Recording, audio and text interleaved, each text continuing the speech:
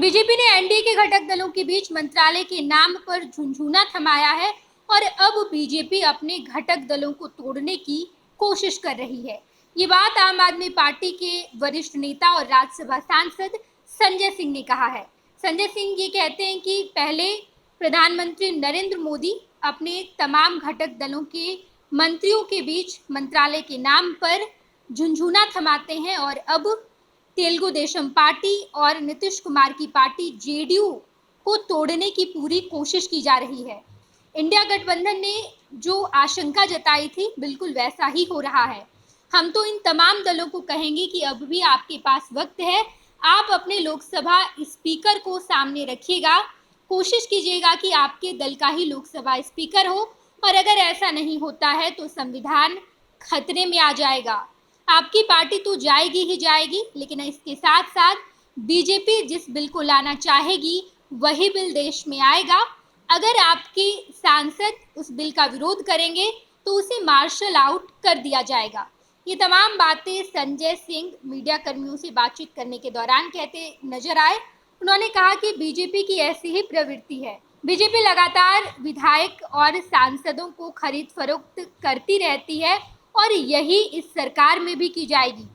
प्रधानमंत्री नरेंद्र मोदी भले ही इस बार गठबंधन की सरकार के प्रधानमंत्री हैं, लेकिन ये पूरी कोशिश बीजेपी के द्वारा की जाएगी कि टीडीपी या फिर जेडीयू या कोई और भी घटक दल एनडीए में शामिल है, उन तमाम दलों को तोड़कर बीजेपी अपने नंबर के आंकड़े को पूरा करेगी, ताकि बीजेपी देश में जो चाहे वही होगा।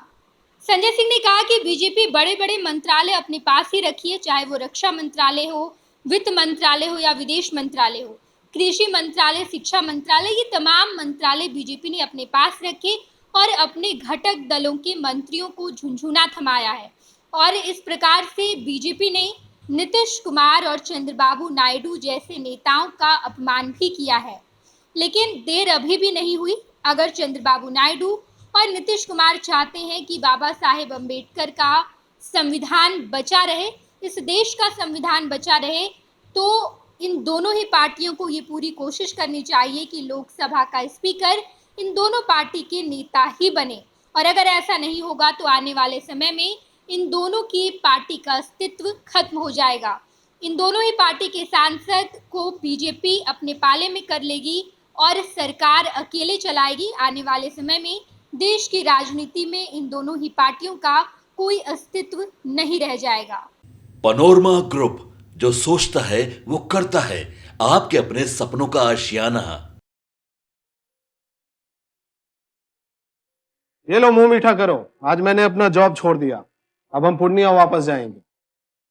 जॉब छोड़ दिया है? मतलब ये घर कैसे चलेगा? हम करेंगे क्या? और माँ बाबूजी क्या बोलेंगे? इसलिए मैं एक और मिठाई का डब्बा लाया।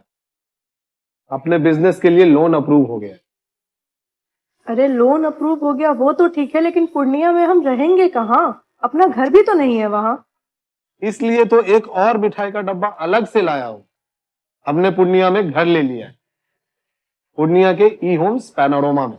पूर्णिया में पैनोरमा ग्रुप लेकर आए हैं ई होम्स पैनोरमा।